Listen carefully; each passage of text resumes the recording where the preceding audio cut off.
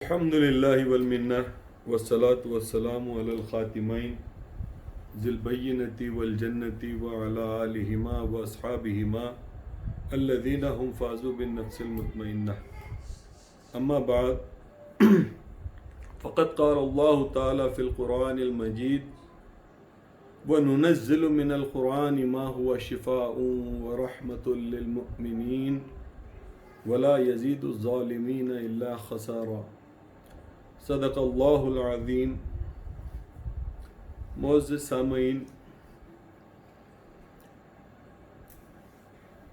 قرآن مجید ساری عمارت اسلام کی اس بنیاد پر ٹکی ہوئی ہے.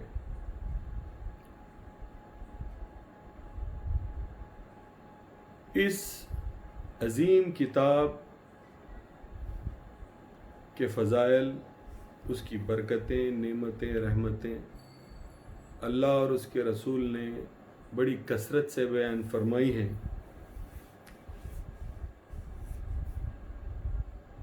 لیکن آج میں آپ کو اس کی جو افادیت ہے اس کا ایک دوسرا زاویہ آپ کے سامنے پیش کرنا چاہتا ہوں، جس میں ہمارا مہدویہ پرسپیکٹو شامل ہے. ویسے تو قرآن مجید اللہ تبارک و تعالیٰ کا کلام ہے، یہ اس کا بیسک ڈیفینیشن ہے. قرآن کیا ہے؟ کلام اللہ، اللہ کا کلام. یہ تو ایک ایسی بات ہے جس کے اوپر I don't think I have to give you some proof on that, because it is stated on numerous occasions in Quran Majid, and Rasul Akram sallallahu alayhi wa sallam has told it on numerous occasions that this is Kalamullah, یہ اللہ کا کلام ہے. What do you mean by کلام؟ کلام کے معنی کیا ہوتے ہیں؟ کلام کے معنی ہوتے ہیں communication, talking, communicating, communication between two. When someone says something to somebody, it is called kalam. ایک انسان جب کسی سے کلام کرتا ہے تو اس کلام کی مختلف کیفیات ہوتی ہیں. That communication can be of many types. کہیں اس کلام کو نصیحت کہا جا سکتا ہے، کہیں اس کلام کو ہدایت کہا جا سکتا ہے. کسی سے کسی کے بھی بیچ کی بات ہو، یعنی اگر ماں باپ اپنے بچوں سے گفتگو کر رہے ہیں تو کبھی اپنے بچوں کو کسی بات کی نصیحت کریں گے، کبھی بچوں کو کسی بات کی ہدایت کریں گے. They might give them instructions, they might guide them for something. There can be so many types of communications between parents and children, between husband and wife, between a son and a father, between a daughter and a mother. In all relations, people communicate with each other. And those communications, depending upon the subject of the communication, you will say what kind of communication that is. جب گفتگو اور مکالمہ ہوتا ہے تو اس گفتگو اور مکالمے کی بنیاد پر آپ یہ کہیں گے کہ یہ کس طرح کا مکالمہ ہے، یہ کس طرح کی گفتگو ہے، یہ کس طرح کی بات ہے. جب آپ کو کوئی کسی بات کی نصیحت کرے تو اس کلام کا مزاج اور اس کلام کو کہیں گے نصیحت، یعنی یہ کرو، یہ مت کرو، یہ کرو، یہ مت کرو، ایسا کرنے میں تمہارا نقصان ہے، اس کو کہیں گے نصیحت. اگر تم سے کوئی یہ کہے کہ تم یہ کام کرو، اس کام کے کرنے میں یہ فائدہ ہے اور اس کام کے کرنے میں یہ نقصان ہے، آگے چل کے تمہیں اس طرح اس سے فائدہ ہونے والا ہے اور اس طرح اس سے نقصان ہونے والا ہے، تو اس گفتگو کے مزاج کے اعتبار سے اس کلام کو کہیں گے ہدایت. یہ ہدایت ہے، گائیڈنس۔ ایک اور گفتگو ہوتی ہے جس میں لاڑ ہوتا ہے، یعنی ایک ماں اپنے بیٹے سے مخاطب ہو کر کچھ کہتی ہے اور اس میں اس کی محبت اور شفقت شامل ہوتی ہے، اس گفتگو کو کہیں گے لاڑ، یعنی ماں اپنے بچوں سے لاڑ کرتی ہے۔ پھر بچے اپنے باپ سے کسی چیز پر ضد کرتے ہیں اور اس کی خواہش کرتے ہیں اس امید میں کہ باپ ان کی اس بات کو مان جائے گا۔ یہ جو امید پر بھروسہ ہے، اس بھروسے کے ساتھ وہ اپنے باپ سے کسی چیز پر ضد کرتے ہیں، خواہش کرتے ہیں کسی بات کی، اس گفتگو کو کہیں گے ناز کرنا۔ یہ ناز کرنا ہے۔ قرآن مجید اگر اللہ تبارک و تعالیٰ کا کلام ہے تو جب کلام کی بات کی جاتی ہے تو اس میں اللہ اگر متکلم ہے، یعنی کلام کرنے والا ہے، if Allah is the one who is speaking, then who is he speaking to? If there is, in a conversation, if there is a person who is speaking, then there has to be a person whom he is speaking to. تو اللہ اگر کسی سے کلام کرتا ہے، اللہ کسی سے کلام کرتا ہے تو اس کا مطلب یہ ہوا کہ وہ متکلم ہوا، وہ بات کرنے والا ہوا، اور جس سے بات کر رہا ہے وہ مخاطب ہوا، جس سے بات کی جا رہی ہے۔ تو جس سے بات کی جا رہی ہے وہ کون کون ہے جس سے بات کی جا رہی ہے؟ قرآن مجید میں اللہ تبارک و تعالیٰ نے کن کن سے بات کی ہے؟ تو آپ کو یہ سمجھ میں آئے گا کہ اللہ تبارک و تعالیٰ نے قرآن مجید میں 3 لوگوں سے بات کی ہے۔ پوری قرآن مجید کی تلاوت کر لیں، you read the entire Quran, you see the translation, and you will come to know the fact that Allah subhanahu wa ta'ala has addressed 3 types of people. قرآن مجید میں اللہ نے 3 لوگوں کو مخاطب کیا ہے۔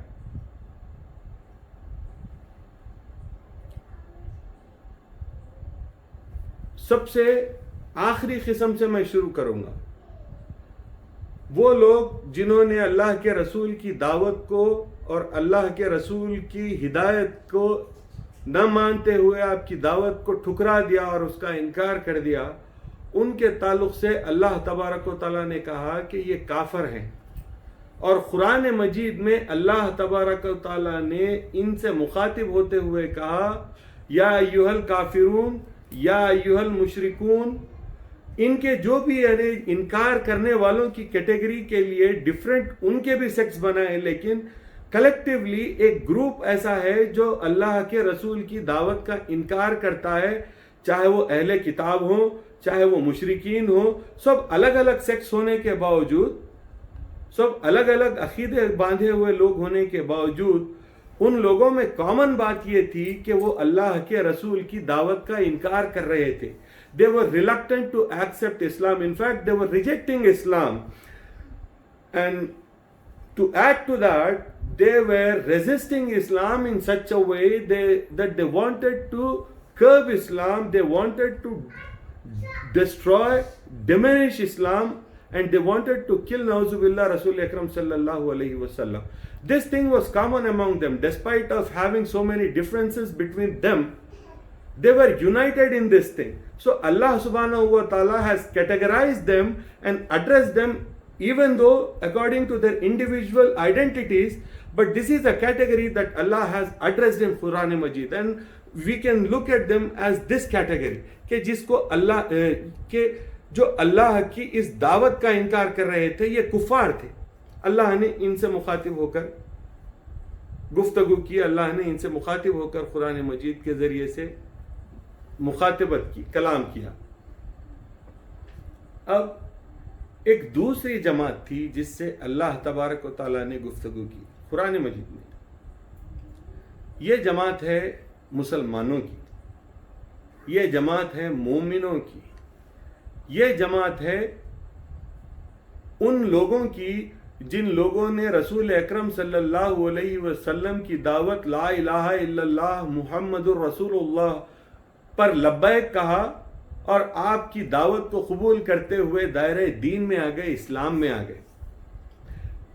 لوگ یہ کہیں گے کہ کسی مقام پر منافقین بھی ہیں جن کا ذکر قرآن مجید میں آیا ہے، لیکن منافقین بھی اگرچہ کہ ظاہر نہیں ہیں لیکن باطناً یہ منکر ہیں، اللہ کے رسول کی دعوت کے اور خدا تعالیٰ کے وجود کے اور اس کی وحدانیت کے منکر ہیں۔ اس لحاظ سے یہ بھی اسی کیٹیگری میں آئے۔ تو اب جو سیکنڈ کیٹیگری جس کے بارے میں ہم بات کر رہے ہیں، اس کیٹیگری میں اللہ تبارک و تعالیٰ نے ان لوگوں سے مخاطب کیا جنہوں نے اللہ کے رسول کی دعوت کو قبول کر لیا۔ They have accepted Islam. They have accepted that there is no other God but Allah and He is the only praisable and Muhammad sallallahu alayhi wasallam is Allah's messenger. یہ لوگوں نے ایمان لایا، اس بات پر اعتقاد باندھا اور دائرہ دین میں آ گئے، اسلام کو قبول کر لیا۔ اب ان کی مختلف کیٹیگریز ہیں جس کے اعتبار سے کہیں اللہ نے کہا مسلمون، کہیں اللہ نے کہا مؤمنون، کہیں اللہ نے کہا متقین، کہیں اللہ نے ہر ان کی مختلف کوالٹیز جو انڈیویجول کوالٹیز ہیں، ان کوالٹیز کے اعتبار سے اللہ تبارک و تعالیٰ نے مختلف ناموں سے ان سے مخاطب کیا، لیکن ان جنرل یہ وہ کیٹیگری ہے جنہوں نے اللہ کے رسول کی دعوت کو قبول کر لیا۔ اب تیسرا کون، یعنی فرسٹ کون ہے؟ تھرڈ کا ذکر سنا آپ نے، سیکنڈ کا ذکر سنا، فرسٹ کون ہے؟ فرسٹ ہے اللہ تبارک و تعالیٰ نے خلق سے مخاطب کرنے میں سب سے پہلی مخاطبت جو کی، خلق سے گفتگو کرنے میں سب سے پہلی گفتگو، سب سے پہلا کلام جو کیا، اللہ تبارک و تعالیٰ نے کہا رسول اکرم صلی اللہ علیہ وسلم سے کلام کیا، اللہ نے اپنے رسول سے کلام کیا۔ The first is رسول اللہ صلی اللہ علیہ وسلم with whom Allah subhanahu wa ta'ala has done conversation in Quran Majid. Allah has addressed Rasul Allah sallallahu alayhi wasallam in Quran Majid. So these are the three categories towards which this conversation is done in Quran Majid. دوسری دو قسموں کے بارے میں رفتہ رفتہ ہم بات کریں گے، لیکن اللہ نے اپنے نبی سے جب گفتگو کی، اللہ نے رسول اللہ سے جب گفتگو کی تو اس کا کیا مزاج تھا؟ ہم نے شروع میں آپ کے سامنے عرض کیا کہ گفتگو کے طرز کے اعتبار سے the way the conversation is happening, you will have a name, you will have a type of communication. To the type of communication you will have a name, like guidance, forbidding, instructing, advising, praising, denouncing. You can say whatever the conversation is, depending upon that conversation you have a name for that conversation. لیکن آپ رسول اللہ صلی اللہ علیہ وسلم سے اللہ تبارک و تعالیٰ نے جو گفتگو کی ہے قرآن مجید میں، شروع سے لے کر آخر تک، اس کلام کو اگر آپ غور سے پڑھیں گے اور سمجھیں گے تو آپ کو یہ بات سمجھ میں آئے گی کہ وہ شروع سے لے کر آخر تک اللہ اور اس کے رسول کے بیچ میں جو کلام ہو رہا ہے، اس کلام کا نہج، اس کلام کا طرز، اس کلام کا مزاج آپ کو یہ کہتا ہے کہ یہ کلام کسی عاشق اور معشوق کے درمیان ہو رہا ہے۔ چنانچہ اسی بنا پر مہدی موعود علیہ السلام نے فرمایا قرآن کچھ نہیں ہے، عشق نامہ مصطفیٰ ہے۔ یہ اللہ کی وہ محبت کا کلام ہے جو اللہ نے اپنے نبی کے لیے ظاہر کی ہے۔ شروع سے لے کر آخر تک اللہ تبارک و تعالیٰ نے اپنے نبی سے محبت کا ثبوت دیا۔ سارا قرآن مجید محمد صلی اللہ علیہ وسلم کی محبت کے لیے نازل کیا گیا۔ اللہ نے شروع سے لے کر آخر تک اپنے نبی سے محبت کا اظہار کیا۔ اسی بنا پر مہدی موعود علیہ السلام نے فرمایا قرآن عشق نامہ مصطفیٰ ہے۔ رسول اللہ صلی اللہ علیہ وسلم کی سے اللہ کے عشق کی ایک داستان ہے جس کو اللہ نے قرآن مجید میں بیان کیا ہے۔ It is a book of love. Some might say it is a book of guidance. Some might say it is a book of instructions, the way our brother has mentioned in his speech earlier. It is a constitution for some. Some would consider it to be the constitution for Islamic life, Islamic society. لیکن ہر انسان اپنی اپنی نظر اور اپنے اپنے مزاج کے اعتبار سے قرآن کو دیکھے گا. لیکن مہدی موعود علیہ الصلوۃ والسلام کی شخصیت سرتا پا عشق اور محبت کے لیے تیار کی گئی تھی. چنانچہ مہدی موعود کی نظر میں قرآن مجید عشق نامہ مصطفیٰ ہے، اور وہ لوگ جو مہدی موعود علیہ الصلوۃ والسلام کی بتائی ہوئی زندگی، آپ کے بتائے ہوئے راستے پر زندگی گزار رہے ہیں، ان کے لیے بھی یہ ضروری ہے کہ وہ اپنی آنکھوں پر وہ چشمہ رکھے کہ جس چشمے سے سوائے محبت کے کوئی دوسری چیز نہ نظر آئے. چنانچہ جس نے اپنی آنکھوں پر وہ عینک پہن لی جو مہدی موعود علیہ الصلوۃ والسلام نے آپ کو مرحمت فرمائی ہے، آپ اگر وہ عینک پہن لیں گے تو آپ کو قرآن شروع سے لے کر آخر تک محبت ہی محبت نظر آئے گا. اللہ تبارک و تعالیٰ کی بیش بہا محبت کا اس میں ثبوت ملے گا. اس میں اللہ کے رسول سے، اللہ کی محبت اپنی خلق سے، اور ہم اس کو اسی زاویے سے دیکھتے ہیں. دیکھیے کہ اگر فرض کیجئے آپ کسی جگہ کے حاکم کے سامنے چلے جائیں گے. You might have been given a task, and you might have done few things in that, and you might have missed few things in that. You might have done few things wrong in that task, and now you are in front of your master, and there you are standing in front of your master and addressing him. How would you address? How would you address?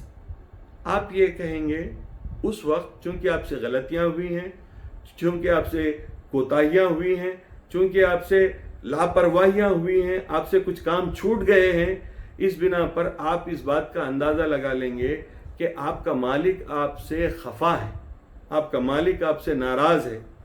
تو جب آپ اپنے ناراض مالک سے گفتگو کریں گے اپنا رپورٹ کارڈ بتانے کے لیے، بچہ اپنے باپ کو رپورٹ کارڈ بتاتے ہوئے یہ کیسے مخاطب کرے گا؟ بچہ آئی لو یو ڈیڈی کہے گا. بچہ کہے گا I love you daddy, I love you mummy. First you say whether you love me اور ناٹ. تو باپ کہے گا yes indeed I love you, you are my son, I love you.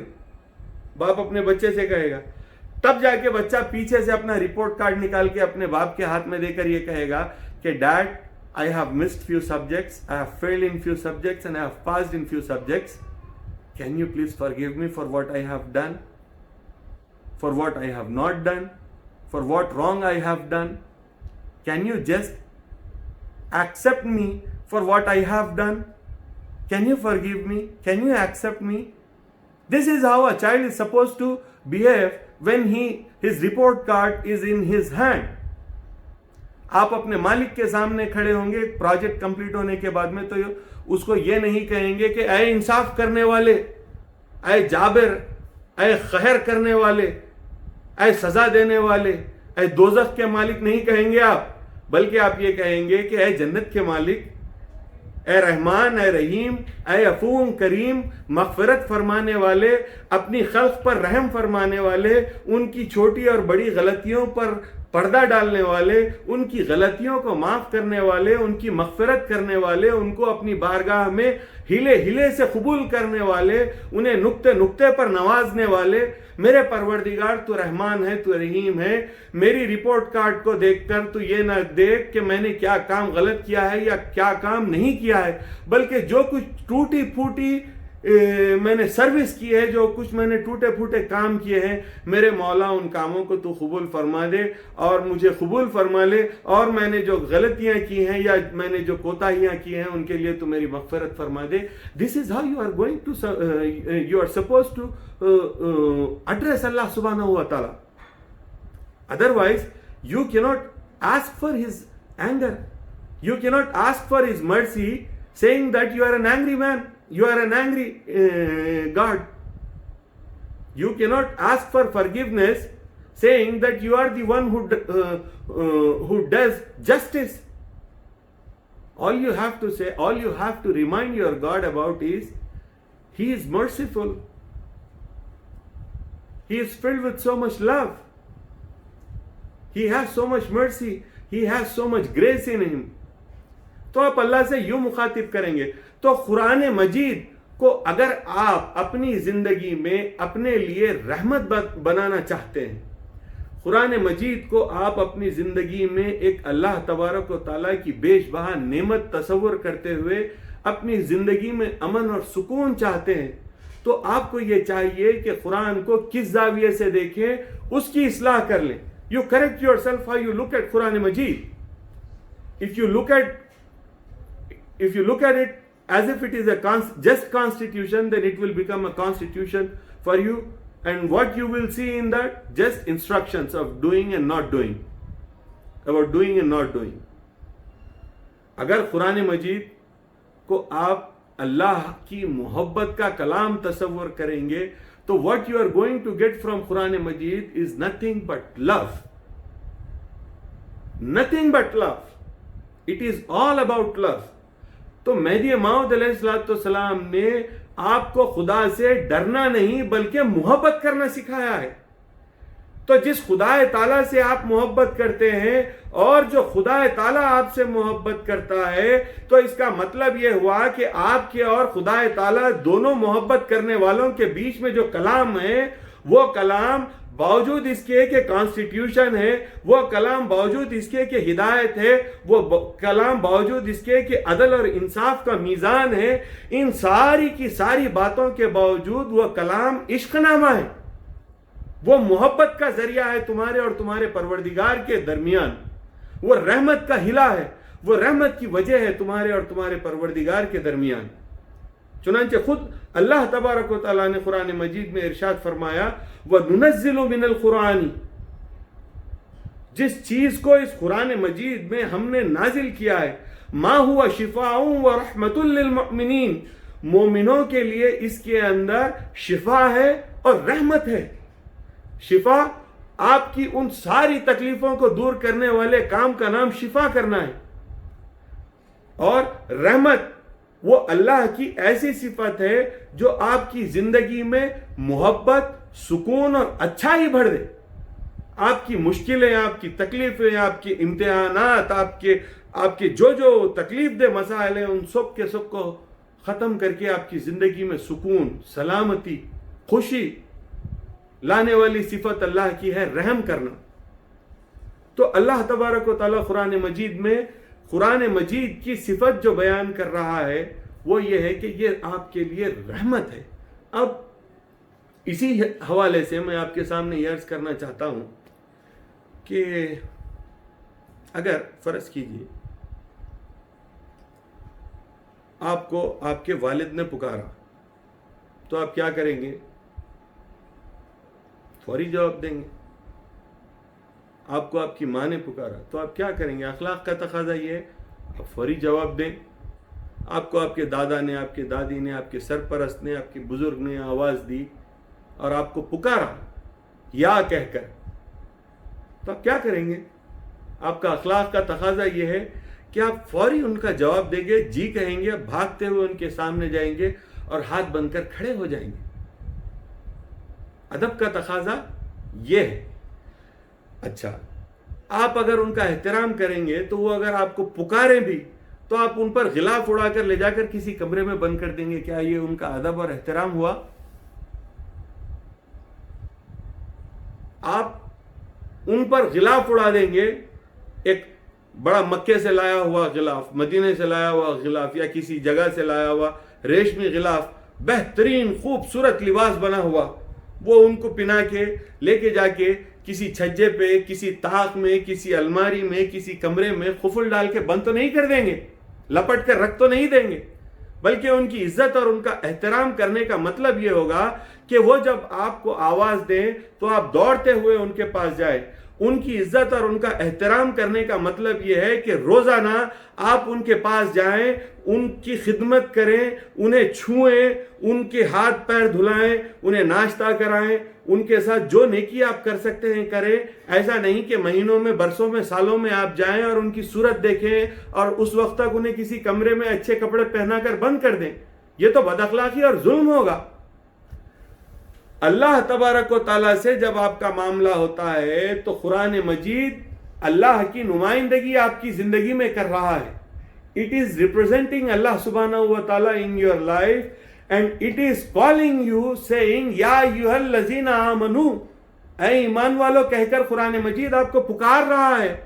آپ کو قرآن مجید یہ کہہ کر پکار رہا ہے یا ایھا المسلمون، اے اسلام لائے ہوئے لوگو. قرآن یا کہہ کر پکار رہا ہے تو در حقیقت یہ قرآن نہیں پکار رہا بلکہ اللہ کی پکار ہے جو قرآن مجید میں رکھی ہوئی ہے. اب اس پکار کا تقاضا یہ ہے، آپ کے اخلاق یہ ہونے چاہیے کہ شب و روز اس پکار کے جواب میں آپ حاضر ہوں، شب و روز اس کی تلاوت کریں، اس کی آواز پر لبیک کہیں، اس کی آواز پر جواب دیں، آپ بات کریں. اللہ تبارک و تعالیٰ اس قرآن مجید کے ذریعے سے آپ سے بات کرنا چاہتا ہے. اللہ آپ سے بات کرنا چاہتا ہے اور آپ کہیں ادھر ادھر پھر رہے ہیں اور آپ اس کا یہ کہہ کر احترام کر رہے ہیں کہ یہ ہمارے لیے احترام کی چیز ہے، لہٰذا اس کلام کو کسی غلاف میں لپٹ کر کسی چھجے میں رکھ دو، کسی طاق میں رکھ دو، کسی الماری میں رکھ دو یا کسی کمرے میں ڈال کر بند کر دو.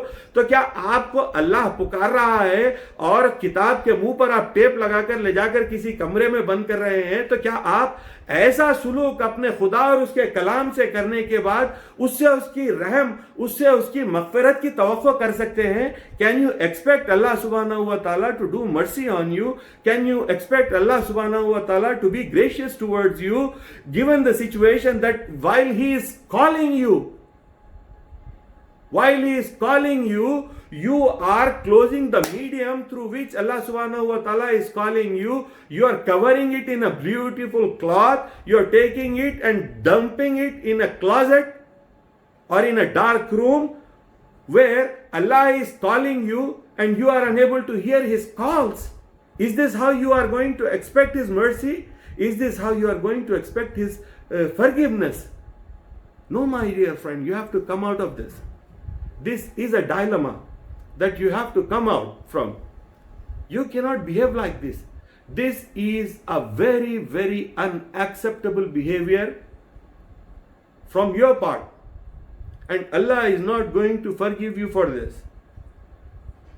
Together, Allah with Quran Majid is with you 24/7. It's there. All you have to do is you take it and start reading it. By God, you will find every solution to every problem of yours. Each time you seek guidance, Quran Majid is there to guide you. Each time you seek help, Quran Majid is there to help you. All you have to do is connect with it. It is not respect in keeping it in a beautiful cloth and dumping it in a closet. No, this is not how you behave. You have to respect it by reading it. You have to respect it by understanding it, because Allah is communicating with you by the medium of Quran Majid. Allah is talking to you. And to understand what He is telling you, you have to put in some effort. You try to understand. You first listen, you read it. Listening is reading. And then you try to understand what He is saying. And you try to obey His instructions. That is how you are going to receive His grace. That is how you are going to receive His mercy. And that is how you are going to receive His forgiveness. Otherwise, it is impossible for you to be accepted near Allah without giving respect to Quran Majid. You can neither be a Muslim nor you can be a part of Islamic society if you don't respect Quran Majid. And the only way you can respect Quran Majid is by reading it and understanding it. Read it and understand it. You may think it is just a book. It is a book from Allah, yes, okay, but it is a book. یہ قرآن مجید اللہ تبارک و تعالیٰ کا وہ بلند مرتبہ کلام ہے، جس کا وہ وزن ہے، جس کی وہ قوت ہے، جس کا وہ جلال ہے، جس کی وہ عظمت ہے، جس کا وہ میگنیفیسنس ہے، کہ اللہ تبارک و تعالیٰ خود قرآن مجید میں ارشاد فرماتا ہے کہ لو انزلنا ھذا القرآن، اگر ہم اس قرآن مجید کو نازل کرتے علی جبل لرأیتہ خاشعا متصدعا من خشیۃ اللہ، اگر ہم اس قرآن مجید کو کسی پہاڑ پر بھی نازل کر دیتے تو وہ اللہ کے خوف و خشیت سے لرزنے اور ترسنے لگتا تھا. تو یہ اتنی زیادہ عظمت والا کلام ہے اور یہ آپ کے ہاتھوں میں. How are you going to behave? آپ کو ویسے بیہیو کرنا چاہیے جیسے اللہ کے رسول نے آپ کو بیہیو کر کے بتایا قرآن مجید کے متعلق. آپ اس کی عزت، اس کی حرمت، اس کا احترام کرنے کا مطلب یہ نہیں کہ کسی طاق میں اسے اچھے کپڑے میں لپٹ کر رکھ دیں، بلکہ اسے پڑھیں، اسے سمجھیں اور اسے اپنی زندگی کے معمولات میں، اپنی زندگی کی روزمرہ میں استعمال کریں. جب آپ کو کسی مسئلے میں تکلیف ہو تو آپ قرآن مجید لے کر بیٹھیں، اللہ آپ کی تکلیف قرآن مجید کے ذریعے سے دور کر دے گا، کیونکہ اللہ نے کہا یہ تو شفا ہے. وَنُنَزِّلُ مِنَ الْقُرْآنِ مَا هُوَ شَفَاءٌ، اس میں اللہ تبارک و تعالیٰ نے آپ کے لیے شفا رکھی ہے. آپ عقیدہ تو رکھیں، آپ دل میں اس بات کا ایمان تو باندھیں کہ قرآن مجید آپ کے لیے شفا ہے. آپ کی بیماریاں، آپ کی تکلیفیں، آپ کی مصیبتیں، ان ساری کی ساری چیزوں کا حل یہی ہے کہ آپ اس قرآن مجید سے رجوع ہو جائیں. آپ پریشان ہیں، آپ اس بات سے فکر مند ہیں کہ کیا ہوگا، اللہ سے اس کی رحمت کو پکاریں. اور اس کی رحمت کیا ہے آپ جانتے ہیں؟ قرآن مجید. لو انزلنا وننزل من القرآن ما هو شفاء ورحمہ للمؤمنین. مومنوں کے لیے. تو آپ اپنے آپ کو مومن تو بنائیں، آپ اپنے آپ کو مومن تو بنائیں. اور مومن بننے کی صفت یہ ہے کہ آپ قرآن سے جڑ جائیں، قرآن کو اپنے دل میں بسائیں. مہدی موعود علیہ السلام نے قرآن مجید کو اپنی زندگی میں اس طرح آپ کے سامنے رکھا، اس کلام مجید کا بیان کر کے آپ کے سامنے سنایا. اس کے اندر آپ کے لیے کیا کیا ہدایتیں ہیں، اس کے اندر آپ کے لیے کیا کیا رموز و اسرار چھپے ہوئے ہیں، مہدی موعود علیہ السلام نے اس کا بیان کر کے آپ کے سامنے رکھا تاکہ آپ اس سے ہدایت حاصل کر سکیں، تاکہ آپ اس سے استفادہ حاصل کر سکیں. قرآن مجید کے بغیر آپ کی زندگی بحیثیت مسلمان کچھ بھی نہیں ہے. آپ کی زندگی کا تصور بغیر قرآن مجید کے بحیثیت مسلمان ہو ہی نہیں سکتا. تو میرے دوستو، عزیزو، بھائیو، کوشش اس بات کی کریں کہ قرآن مجید کی تلاوت آپ اپنی روزمرہ کی زندگی میں اختیار کریں تاکہ آپ کو ہدایت مل سکے، تاکہ آپ کو اس کی رحمت اور برکت مل سکے. قرآن مجید میں ایک اور مرتبہ اسی کلام کی کچھ صفات آپ کے سامنے رکھی گئی ہیں. اللہ تبارک و تعالی ارشاد فرماتا ہے، شہر رمضان الذی انزل فیہ، ماہ رمضان وہ مہینہ ہے جس میں اسے فیہ القرآن، قرآن مجید کو نازل کیا گیا. ھدی للناس وبینات من الہدی والفرقان، ہدایت لوگوں کے لیے اور ہدایت کی روشن دلیل ہے اور حق کو باطل سے جدا کرنے والا ہے. قرآن مجید کی یہ صفات اللہ تبارک و تعالیٰ نے بیان فرمائی ہے اپنے کلام میں کہ یہ وہ کلام ہے جو آپ کو ہدایت دیتا ہے، آپ کو راستہ بتاتا ہے. Your life is without Quran is like the life without any light. آپ کی زندگی اندھیری ہے جس میں کوئی روشنی نہیں ہے، لیکن قرآن مجید وہ نور ہے جو آپ کی زندگی میں داخل ہو تو آپ کو دنیا اور اپنا ماحول صاف صاف نظر آتا ہے. اب آپ اس صاف نظر کے ساتھ کون سا راستہ فائدے کا ہے اور کون سا راستہ نقصان کا ہے، اس کا فیصلہ کرتے ہوئے اس راستے کو اختیار کریں جس پر چلنے سے آپ کو فائدہ ہو۔ قرآن مجید وہ روشن دلیل ہے جو آپ کو جو ہے ہدایت سکھاتی ہے۔ اور اللہ تبارک و تعالیٰ فرماتا ہے والفرقان، حق کو باطل سے جدا کرنے والا ہے قرآن مجید، حق کو باطل سے جدا کرنے والا ہے قرآن مجید۔ آپ اپنی زندگی میں کئی باتوں میں ایسے الجھے رہتے ہیں کہ آپ کو اس بات کا علم نہیں ہوتا کہ آپ حق پر ہیں اور باطل، یا پھر آپ کا خیال جو ہے باطل ہے۔ لیکن اگر آپ قرآن سے جڑے ہوئے رہیں گے تو قرآن مجید کی یہ عظمت ہے، قرآن مجید حق کو باطل سے الگ کر دیتا ہے۔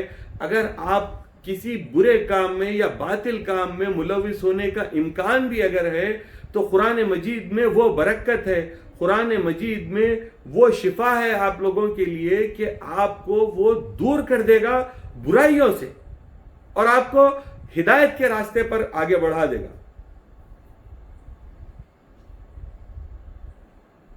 اور ایک مرتبہ اللہ تبارک و تعالی قرآن مجید میں ارشاد فرماتا ہے ان ھذا القرآن یہدی للتی ہی اقوم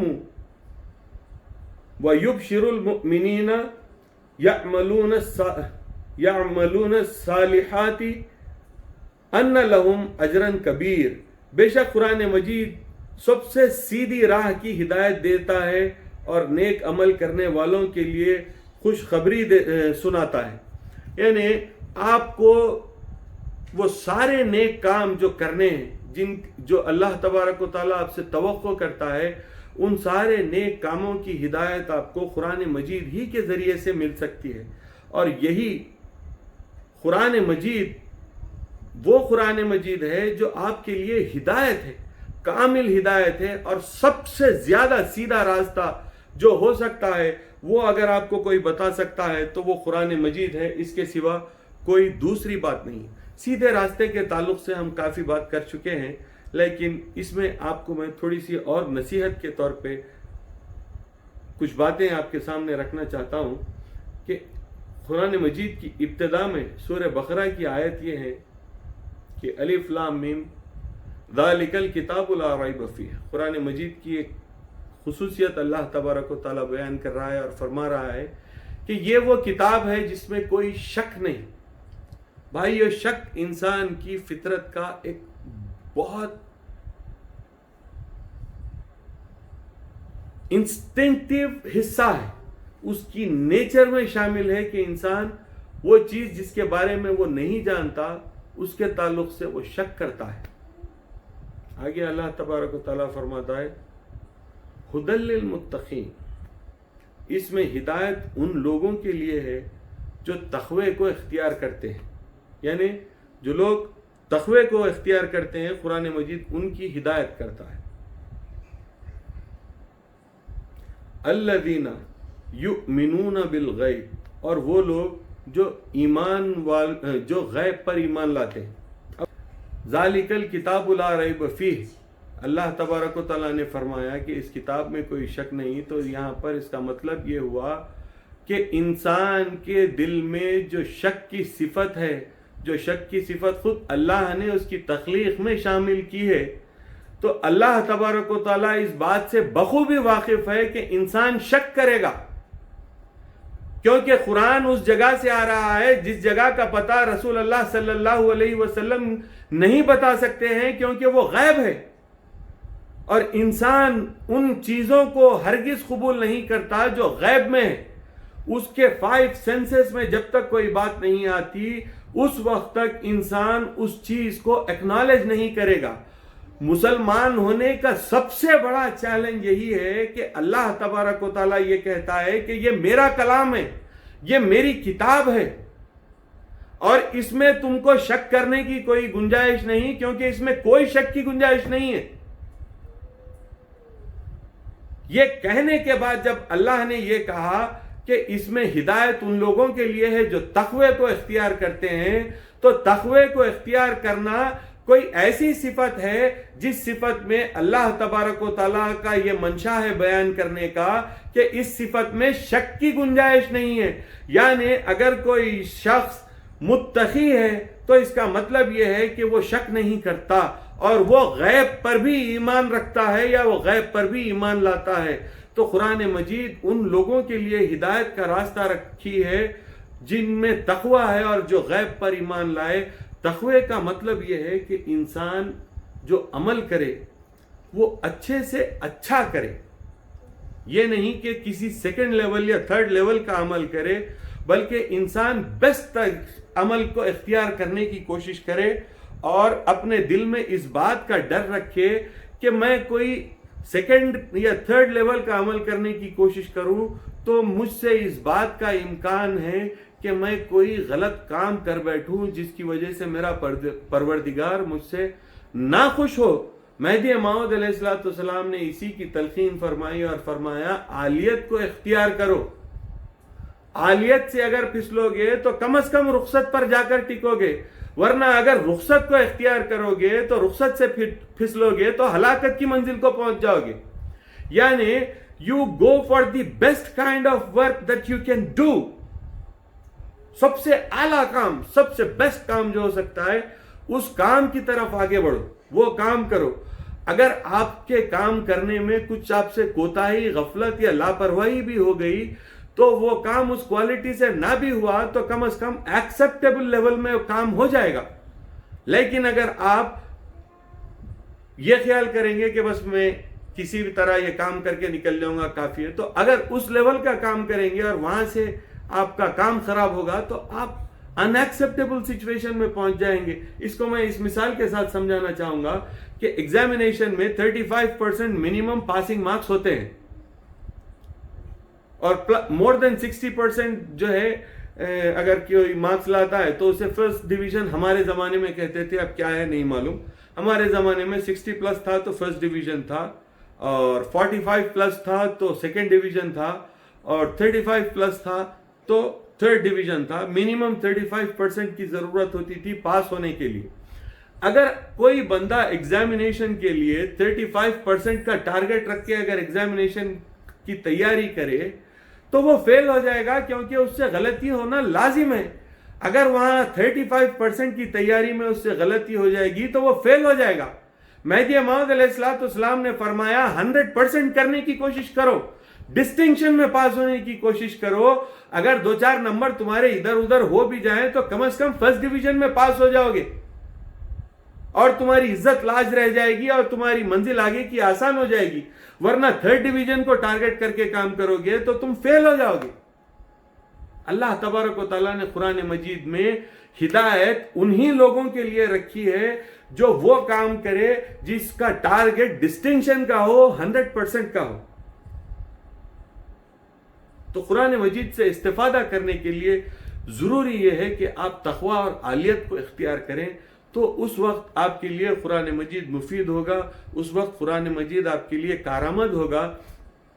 اللہ تبارک و تعالیٰ نے قرآن مجید کے علم کے حصول کے لیے بہت سارا اجر اور ثواب رکھا، جس سے حدیث کی کتابیں بھری پڑی ہیں.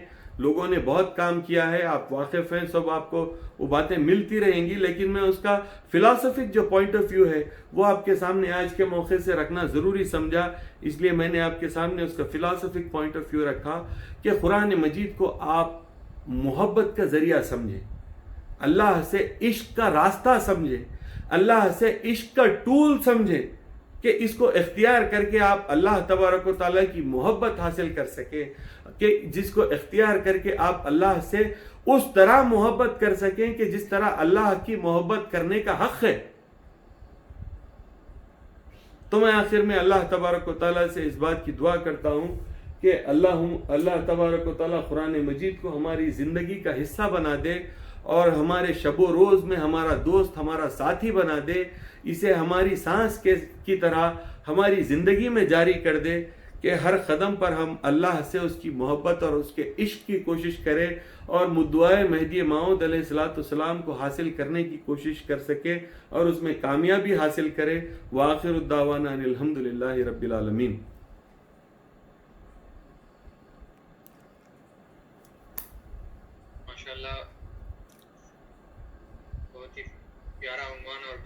پیارے خطاب کے ساتھ مرشد نے میں تو سمجھتا ہوں کہ ہماری روح کو جھنجھوڑ دیا, ایک نیا پرسپیکٹیو ہمارے سامنے رکھا قرآن کو دیکھنے کا اور قرآن کو پڑھنے کی جو ضرورت ہے اس کو محسوس کرنے کا. بہت بہت شکریہ مرشد. میں گزارش کرتا ہوں لسنرز سے کہ آپ کے جو بھی کوشچنس ہیں وہ آپ چیٹ باکس میں پوسٹ کر سکتے ہیں, اور محبوب بھائی سے میں گزارش کرتا ہوں کہ جو بھی سوالات ہیں وہ مرشد کو بتائیں. جی انشاءاللہ.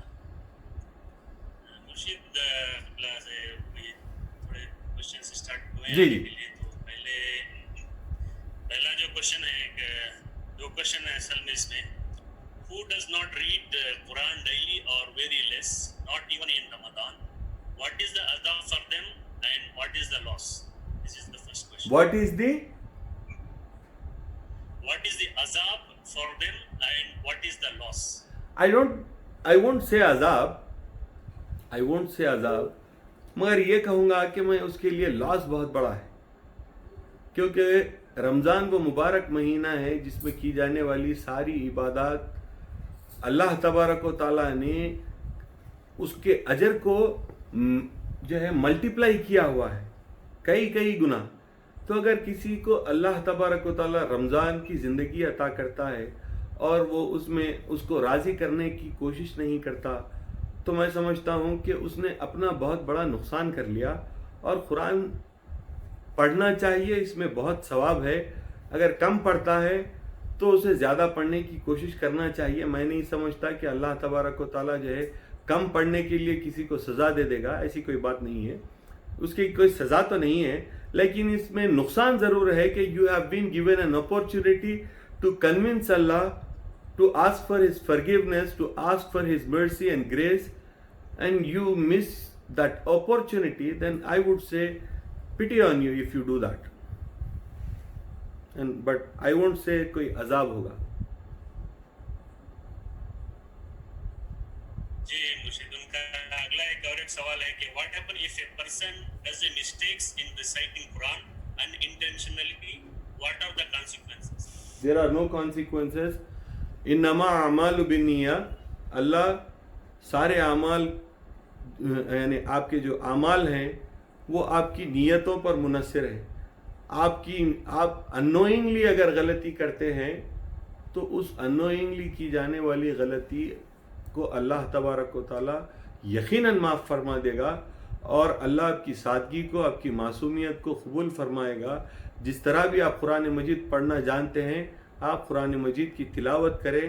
اللہ جو ہے آپ کے الفاظ کا محتاج نہیں ہے, بلکہ اللہ آپ کے باطن کو جانتا ہے, اور اللہ آپ کی نیت کو قبول کرنے والا ہے. تو اللہ تعالیٰ آپ کی نیت کو قبول کرے گا. لیکن آپ کے لیے یہ ضروری ہے کہ آپ قرآن مجید اچھی طرح پڑھنا سیکھنا چاہیے, کوشش کرنا چاہیے, اور اس کے لیے کوئی عمر کی قید نہیں ہے. آپ اگر 80 سال بھی عمر میں ہیں تو اس عمر میں بھی آپ کو چاہیے کہ اگر آپ کا تلفظ صحیح نہیں ہے, اگر آپ کے مخارج صحیح نہیں ہیں, یا آپ صحیح طرح سے پڑھ نہیں سکتے, قرآن مجید کے جو ہے فلوئنٹلی نہیں پڑھ سکتے, تو ایسی صورت میں آپ کے لیے ضروری ہے کہ آپ ہر دن قرآن مجید کی تلاوت کرنے میں امپروومنٹ لانے کی کوشش کریں اور سیکھنے کی کوشش کریں. اللہ تبارک و تعالیٰ نے آپ کے لیے اس میں بڑے اجر اور ثواب رکھے ہیں. جی مرشد, اگلا سوال ہے کہ دیکھا گیا ہے کہ زیادہ تر لوگ قرآن کو صرف مرحومین کو بخشنے کے لیے ہی پڑھتے ہیں اور صرف رمضان میں ہی پڑھتے ہیں. کیا اللہ تعالیٰ نے قرآن کو صرف مرحومین کو بخشنے کے لیے نازل کیا ہے؟ اب یہ تو سوال میں خود جو ہے سوال کرنے والوں نے جواب بھی دے دیا کہ یہ ایک انتہائی گمراہی کا خیال ہے اور یہ ایک انتہائی گمراہی کا تصور ہے.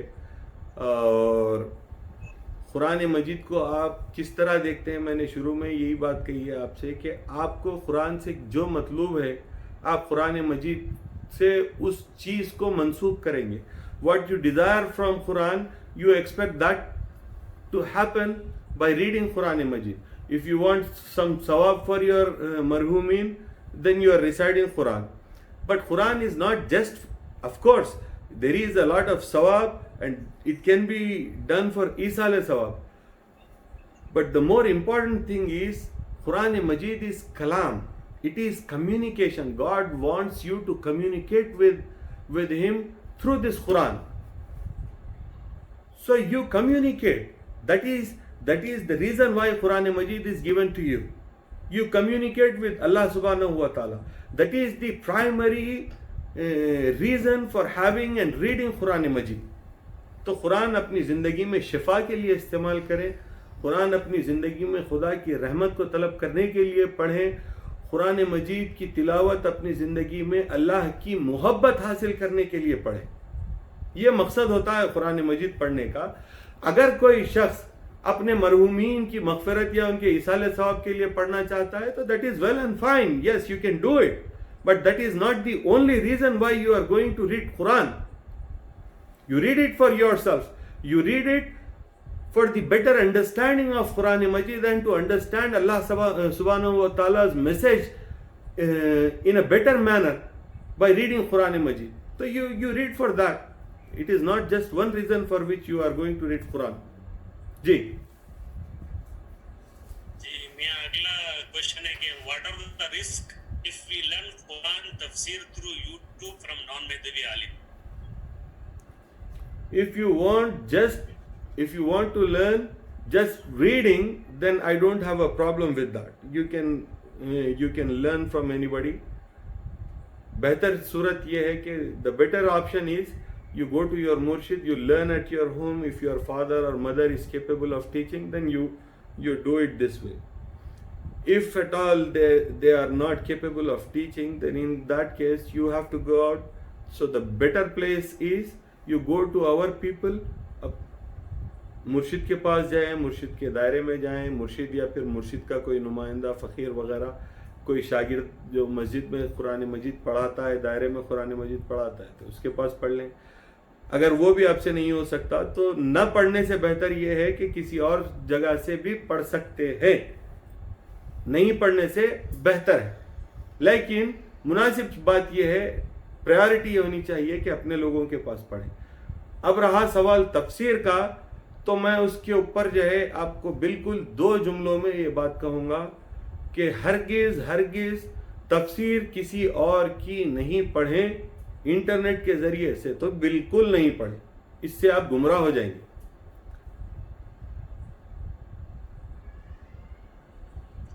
جی میں اگلا سوال تجوید پہ ہے کہ what is the importance of reading with correct تجوید؟ ارے اللہ، گناہ if we don't read with correct تجوید. گناہ دیکھیے، ہر چیز گناہ اور جو ہے ثواب کے اندر پیمانے میں نہیں لے کے آتے. گناہ نہیں ہے، لیکن اللہ کے رسول نے فرمایا کہ آپ خوبصورت انداز میں قرآن مجید کی تلاوت کیا کرو، لہن کے ساتھ قرآن مجید کی تلاوت کیا کرو. اور بہتر صورت تلاوت قرآن مجید کی یہ ہے کہ تم رک کر قرآن مجید کو خوش لہن کے ساتھ پڑھو، اچھی طرح سے. اس میں گناہ نہیں، گناہ کی کوئی بات نہیں ہے. لہن کے ساتھ پڑھنے کی، تجوید کے ساتھ پڑھنے کی کوشش کرنا چاہیے. جی میں اگلا سوال ہے کہ اگر کسی کو قرآن پڑھنے نہیں آتا تو اس کو کیا کرنا چاہیے؟ اگر کسی کو قرآن پڑھنے نہیں آتا تو اسے قرآن پڑھنا آج سے شروع کرنا چاہیے، سیکھنا شروع کرنا چاہیے.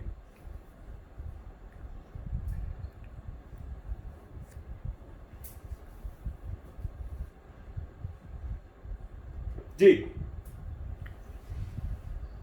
اگلا سوال تھا کہ اگر بچہ قرآن پڑھتے آخری پڑاؤ میں آتا ہے اور اس نے درمیان میں چھوڑ دیا تو اس بچے کو کیا کرنا چاہیے؟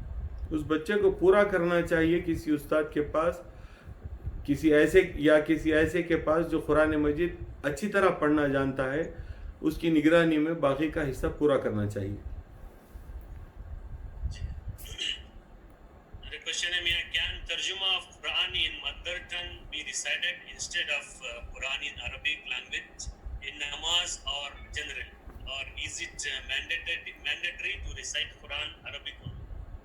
وہ تو سوال ہی پیدا نہیں ہوتا. قرآن جس حالت میں، جس زبان میں نازل ہوا ہے، نماز میں اس کی تلاوت ویسے ہی کرنی چاہیے. ترجمہ آپ کی انڈرسٹینڈنگ کے لیے، آپ کے سمجھنے کے لیے کیا گیا ہے، کیونکہ آپ عربی زبان نہیں بولتے. اللہ نے قرآن مجید میں متعدد موقعوں پر یہ فرمایا ہے کہ ہم نے قرآن مجید کو عربی میں نازل کیا تاکہ اس سے تم فکر کر سکو، اس پر تم سوچ سکو. تو قرآن مجید بہرحال جو ہے عربی زبان میں جس طرح اللہ نے نازل کیا نماز میں اسی طرح اس کی تلاوت کی جانی چاہیے، اور ترجمہ آپ کی سمجھ کے لیے ہے، اس کو آپ اپنی زندگی میں استعمال کر سکتے ہیں یا اپنے کسی علمی دینی کام کے لیے اس ترجمے کو استعمال کر سکتے ہیں، لیکن نماز میں تلاوت میں عربی قرآن کے متن کو ہٹا کر اس کا ترجمہ پڑھنا ناجائز ہے. جی میں ایک کوشچن سجدے کے تعلق سے ہے. قرآن میں جو سجدہ آتا ہے، while listening Quran audios, people don't know if any ayat has sajda and they don't do sajda. Is it correct or how can we avoid this? Can you repeat the question? Question یہ تھا کہ بہت سارے لوگ جب قرآن جو ہے audio سنتے ہیں اس میں ان کو پتہ نہیں رہتا کہ سجدے کی آیت آئی ہے. نہیں ایسا نہیں ہے، ایسا نہیں ہے. میں نے جتنے آڈیو سنے ہیں قرآن مجید کے، تقریباً سارے آڈیوز میں جس مقام پر سجدہ ہوتا ہے وہاں پر سجدے کا اعلان ہوتا ہے، اور آپ قرآن مجید کی تلاوت سنیں اور اگر مقام سجدہ پر سجدہ نہ کریں تو آپ کے لیے یہ عمل حرام ہے، یہ نہیں کر سکتے. اللہ تعالیٰ نے قرآن مجید میں وضاحت کے ساتھ مشرکین، منافقین اور کفار کی صفت بیان کی ہے، اور یہ آپ کے لیے روا نہیں ہے کہ آپ مقام سجدہ پر سجدہ نہ کریں، اور قرآن مجید سن رہے ہیں اور مقام سجدہ پر سجدہ نہ کریں، یہ آپ کے لیے حرام ہے. فرض ہے وہ سجدہ. میں اگلا سوال یہ ہے کہ کامنلی بہت سارے لوگ یوز کرتے ہیں کہ اپنے گاڑیوں میں جو قرآن شریف جو سنتے ہیں، تو اس کے تعلق سے ایک سوال ہے کہ is it mandatory to recite Quran باوضو as we travel in some time is it happen we are not in وضو. I would rather say even if you are not listening Quran Majid, when you are traveling, you travel in wuzu. Don't go out without wuzu, and try to be in wuzu always. If you have to go to washroom, after going to washroom, do wuzu immediately. Try to be in halat wuzu always. اور جب سفر کر رہے ہیں آپ تو خصوصیت سے وہ تو ایسی صورت ہے جس میں آپ کو حالت وضو میں ہی سفر کرنا چاہیے، کیونکہ کچھ بھی بات ہو سکتی ہے. ایسی صورت میں آپ کے لیے لازم یہ ہے کہ آپ حالت وضو میں سفر کریں. قرآن جی یہ بھی کامن کوشچن ہے جو بھی فارن میں رہتے ہیں لوگ، ان کو جو اپنے بچوں کو جو قرآن پڑھانے کے لیے کوئی حافظ یا قاری منتخب کرنا پڑتا ہے کہ جو مہدوی نہیں ہوتے، مہدوی ہوتے ہیں لیکن تجوید کے ساتھ وہ پڑھاتے ہیں اور مرشدین وہاں پہ نہیں رہتے، تو ایسا کرنا صحیح ہے؟ پڑھ سکتے ہیں، نہیں پڑھنے سے پڑھنا بہتر ہے. اگر دائرے میں ہے کہیں جا کے اگر کسی دوسرے کے پاس پڑھ رہے ہیں تو وہ بات بری ہے، لیکن اب چونکہ وہاں پر ہیں اور وہاں پر کوئی مرشد نہیں ہے، کوئی اپنا آپ کو پڑھانے سکھانے کے لیے نہیں ہے، تو ایسی صورت میں آپ جو ہے بالکل کسی کی سروسز لے سکتے ہیں. کوشش اس بات کی کیجئے کہ صرف اس سے قرآن پڑھنا سیکھیے، اس سے دعائیں، نیتیں، نماز کا تصور، نماز کے طریقے وغیرہ، یہ ساری کی ساری چیزیں اس سے نہ سیکھیں، صرف قرآن کی تلاوت سیکھ لیں. کیونکہ یہ اکثر جو ہے مولوی صاحبوں کا یہ پیکیج رہتا ہے کہ وہ قرآن پڑھاتے ہیں، پھر اس کے بعد میں دعائیں، نیتیں وغیرہ بھی یاد دلاتے ہیں، تو وہ ان سے وہ ساری چیزیں نہ سیکھیں، صرف قرآن مجید کی تلاوت سیکھ لیں. جی میاں جی ایک کوشچن آ رہا ہے کہ میاں قرآن افضل ہے کہ ذکر؟ قرآن مجید کو ہی اللہ نے متعدد مرتبہ قرآن مجید میں فرمایا کہ یہ اللہ کا ذکر ہے.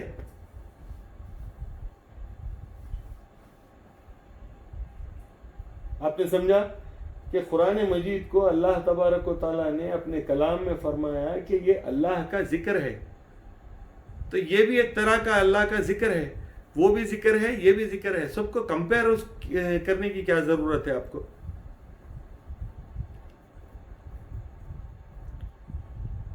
مجھے دیکھتے سجدے کے تعلق سے ایک اور کوشچن ہے کہ کین وی ڈو سجدہ آفٹر فجر اینڈ آفٹر عصر if we are reading Quran.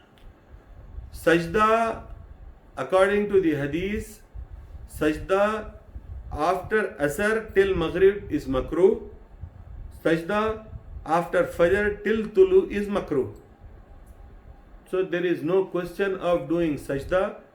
Tilawat Quran also after asr till maghrib tilawat is also makruh, after fajr till tulu tilawat is also makruh. Sajda and tilawat both are makruh. کچھ question اگر اجازت ہو تو تھوڑے زیادہ لے سکتے ہیں کیونکہ آج تھوڑا ٹائم ہے, تو اگر آپ اجازت دیں. Oh, welcome, definitely. جی, ایک سجدے کے تعلق سے ہی ہے, اگر کوئی قرآن سیکھنا چاہ رہا ہے, مطلب قرآن کو یاد کرنا چاہ رہا ہے اور درمیان میں سجدے کی آیت آتی ہے اس کو ریپیٹ کر رہا ہے, تو ایسی صورت میں کیا کرنا چاہیے؟ میں سمجھا نہیں, سوال نہیں سمجھا آپ کا. اگر کوئی ایسی صورت یاد کرنا چاہ رہا ہے جس میں سجدے کی آیت بھی ہو اور وہ اس کو یاد کرنا چاہ رہا ہے اور وہ بار بار پڑھتا ہے اس آیت کو, اس صورت کو, تو اس حالت میں کیا کرنا چاہیے؟ کہ سجدہ ایک دفعہ کافی ہے یا جب بھی وہ پڑھے کہ ریپیٹ ایوری ٹائم اس کو سجدہ؟ اس سلسلے میں علماء کا خیال یہ ہے کہ بالخصوص جو بچے حفاظ وغیرہ ہوتے ہیں تو بار بار جو ہے پڑھتے ہیں 300 بار 300 مرتبہ ایک آیت کو, تو اتنی مرتبہ سجدہ کر پانا عملاً ناممکن ہوتا ہے. تو اس بنا پہ جو ہے آخر میں وہ ایک سجدہ کر لیتے ہیں. لیکن اگر میں سمجھتا ہوں کہ آپ 10-15 بار 20 بار 25 بار اگر پڑھ رہے ہیں تو جو ہے میں اپنی ذات کی بات کہہ رہا ہوں. علماء کا تو جو خیال ہے, جس کا فتویٰ ہے, وہ یہ ہے کہ ایک مرتبہ سجدہ کر لینے سے کافی ہو جاتا ہے. لیکن میرا اپنا ذاتی خیال, شوق کا خیال ہے کہ جتنی مرتبہ اللہ تعالیٰ کی بارگاہ میں سر جھکانے کا موقع ملے اور اس کی کوئی دینی وجہ مل جائے تو اتنی مرتبہ اللہ کی بارگاہ میں سر جھکانا چاہیے اور اللہ کو خوش کرنے کی کوشش کرنا چاہیے. If somebody wants to do like this, that is fine. Otherwise you have the verdict on that کہ آپ سب کا ملا کے ایک مرتبہ سجدہ کر لے سکتے ہیں, اتنی مرتبہ کرنے کی ضرورت نہیں ہے. جی تسبیح میں جو ذکر ہوتا ہے اس کے الگ سے کوشچن ہے کہ in the tasbih can you please enlighten your knowledge about al-Quran wal-Mahdi imam. اس میں بولنے کی کیا بات ہے؟ ہمارا عقیدہ وہ ہے کہ قرآن کو اور جو ہے مہدی موعود کو ہم اپنا امام مانتے ہیں, جس پر ہم نے ایمان لایا اور جس کی ہم نے تصدیق کی. کیونکہ قرآن مجید ہدایت ہے اور ہدایت امام ہی دیتا ہے. یعنی وہ شخص جو آپ کا لیڈر ہے, وہ شخص جو آپ کا گائیڈنس کر رہا ہے, وہ آپ کا امام ہے. تو مہدی موعود علیہ السلام کو ہم امام مطلق سمجھتے ہیں. اس وجہ سے مہدی موعود علیہ السلام کو اور قرآن مجید کو بھی ہم اپنا امام سمجھتے ہیں, کیونکہ قرآن مجید ہی نے ہم کو بتایا کہ کیا چیز اللہ کو مطلوب ہے اور کیا چیز ہم پر فرض ہے اور کیا ہم کو عمل کرنا ہے, کیا ہم پر حرام کیا گیا ہے, کس سے ہم کو بچنا ہے. تو ایک امام جس طرح آپ کی رہنمائی کرتا ہے, یہ قرآن بھی آپ کے سامنے اگرچہ کہ کتاب ہے لیکن یہ بھی ایک جیتا جاگتا امام ہے آپ کے لیے. اسی بنا پر ہمارا یہ عقیدہ ہے کہ قرآن مجید اور مہدی موعود علیہ السلام ہمارے لیے ہمارے امام ہیں, جس پر ہم نے ایمان لایا, جس کی ہم نے تصدیق کی. آخری کوشچن لیتے ہیں کہ ایک ضروری کوشچن ہے کہ as we need to understand Quran, what Allah Subhanahu wa Ta'ala is talking, saying to us, can we directly read the English or Urdu version of the Quran directly, or is it mandatory to read the Arabic version first, then the understood language? It depends. It depends on what is the reason of your reading. If you are doing some work, if you are doing some research work, if you are writing something and you want references, then in such a situation it is okay if you go for the translation. But I would say it is necessary each time you quote the translation, you also write the original script so that if the translator has made any mistakes, then in that situation, if the reader is capable of understanding the language, then he can make out and take the correct translation out of that original script. So that is the ethical approach. Okay, you whenever you read both of them. First you read the original one in Arabic and then you read the translation. Imran भाई आप काम कर सकते हैं. इंशाल्लाह काफ़ी सारे सवाल थे और काफ़ी माकूल जवाब मुर्शिद की तरफ से दिए गए. अल्लाह से मैं दुआ करता हूँ कि आज का ये जोड़ने वाला सेशन जो हम लोगों ने सुना, समात फरमाया दुनिया के अलग अलग कोनों में अपने घरों में बैठ के, अल्लाह हम सबको इससे मुस्तफ़िद होने की और इसको सुनकर इस पर अमल करने की तौफीक दे, हिदायत दे, ताकि हम हमारी ज़िंदगियों में रोज़ाना इसका माहौल बनाएं, रोज़ाना इसकी आदत डालें. और जैसा कि कुछ दिनों में रमज़ान आने वाला है तो ये आदत हमारी बन जाए ताकि हम रमज़ान की भी बहुत सारे फ़यूज़ और बरक़ात कुरान पढ़कर भी हासिल कर सकें. माशाल्लाह बहुत ही अच्छा सेशन रहा आज. और रोज़ाना की तरह बाकी सब लोगों से गुजारिश है कि अगर बच्चे पार्टिसिपेट करना चाहते हैं तो वो बराह कमेटी के दिए गए नंबर पे कांटेक्ट कर सकते हैं. कल का हमारा सेशन जो होने वाला है वो है practice what you believe and learn. तो इसके लिए भी आप लोगों से गुजारिश है कि कल आप लोग शामिल हो और अपने बच्चों को भी शामिल करें. तो मैं मुर्शिद की इजाज़त से इस सेशन का इख्तिताम करता हूँ. जी, अल्लाह. अस्सलाम वालेकुम. वालेकुम अस्सलाम व रहमतुल्लाह.